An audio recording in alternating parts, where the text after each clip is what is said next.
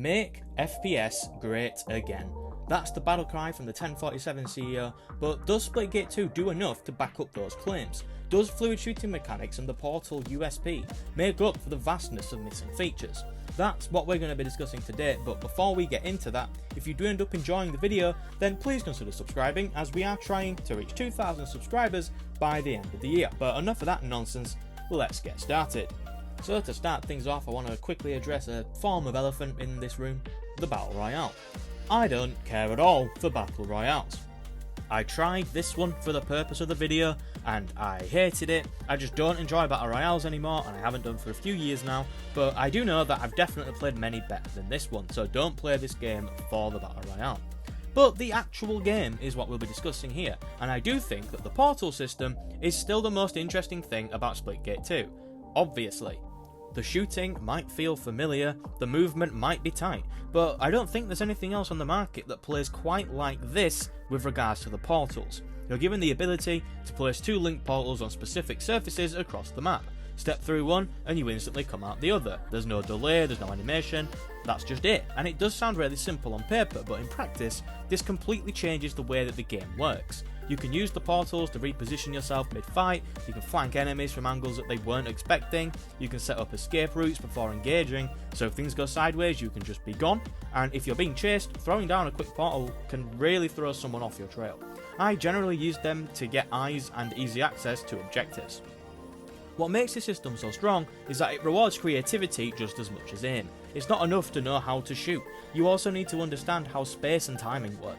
That kind of depth is rare in modern FPS games, and it's not just about high level plays. Even early on, Portal used to become second nature. You start thinking differently than you would if this were just a typical multiplayer FPS. You're checking for portal walls, you're scanning where the enemies are, you're preemptively blocking other enemies' portals. It forces you to stay alert and adaptive to all playstyles at all times. If there is one thing that truly separates Splitgate from the crowd, it is this. The portal mechanics are more than just a gimmick, they are a full layer of strategy that makes every engagement feel dynamic and unpredictable.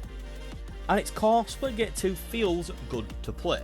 The movement is tight, the aim mechanics are responsive, and the time to kill strikes a solid balance between twitch skill and sustained pressure. It hits that arena shooter rhythm with the quick respawns, which are actually not great, by the way. You will often respawn very, very close to enemies.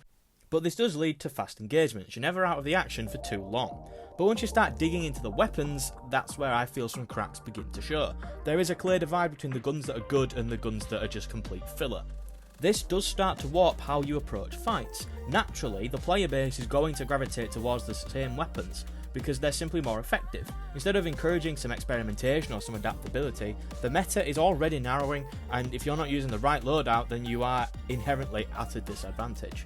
The maps themselves are decent. They're clean, they're readable, and they usually do a good job of integrating the portal mechanics without making things feel too chaotic. Verticality is also used in some pretty smart ways, with multi-level layouts that suit both portal users and straight up gunners. Some of them even have some really good choke points, and there are definite hotspots across the maps. I do wish that there were some more maps though. The Portal gameplay demands variety, and eventually players are going to figure out the optimal places to put all the portals, so we're going to need more maps to keep things feeling fresh. There is a strong foundation here with regards to the general gunplay and the sort of foundations of the game. Movement and core mechanics are solid, but without better weapon balance and more robust map pools, the replayability is starting to suffer, and for a live service shooter that is something that needs addressing incredibly quickly, because once you settle into a pattern, it's hard to keep more people engaged without bringing new content. Splitgate 2 also comes in with a decent variety of modes. There's no shortage of things to queue into. You've got the classics like Domination and Hot Zone, the quirky fun of Split Ball, and more chaotic options like Firecracker. And there are also limited time modes like Gun Game and the something Fiesta that I can't remember the name of, which rotate in and out. On the surface, it seems like a healthy spread, but when you dig in, the structure doesn't always hold up. Some of the modes are genuinely fun and feel well thought out. Hot Zone, for example, forces tight, fast skirmishes over shifting objectives and requires teamwork. The only problem with this is that since this is just part of quick play, players could be queued into this game that aren't interested in playing the objective, and in a 4v4 game mode, if one team has just one player who isn't constantly rushing the objective, then you're going to lose the game, and that is really disappointing and incredibly frustrating. What it's supposed to do, its intention, is to keep everyone moving and rewarding teams that communicate and reposition quickly. Split ball is another standout. It's ridiculous in all the right ways. Having to grab a ball and bring it back to your base is the sort of game mode that I have always enjoyed. We'll never forget you, Black Ops 3 Uplink. Domination though is one mode where I feel like they've really missed the mark. It's round based, which feels like the wrong call for a mode like this. Domination should flow endlessly, not stop and reset every few minutes. Round breaks completely kill the momentum of this mode, especially when one team already has control. The pacing feels incredibly disjointed, and it ends up making a mode that should be a staple of any multiplayer FPS feel tedious instead. If you get off to a poor start, then you're kind of screwed now, because the individual rounds don't go on long enough for you to mount a comeback. Then you've got the likes of Gun Game. If you're unaware, Gun Game is a free-for-all game mode where everyone starts with the same gun, and every time you get a kill, you move on to the next gun. It's a great way to learn the weapon sandbox, and it adds a level of unpredictability that keeps matches fresh. Modes like that could really benefit the core rotation instead of being treated like novelties. There's also the question of variety versus consistency. Right now, the mode pool is quite wide, but I do feel it lacks the depth in how the modes are structured. Some feel like they were designed for 4v4 arena pacing, while others feel like they could have been suited to something a bit different, but they're all thrown into the same playlist, which is fine for casual play. If you don't really care about winning the game, you just want to shoot stuff and put portals down, then yeah, I guess that's fine. You don't really care what game mode you're playing. But if you want to take the game more seriously and you want to win matches, you're being paired up with people who don't care about that, and it just kind of ruins the experience. A lot more refinement in how these modes actually function is something that definitely needs to be considered.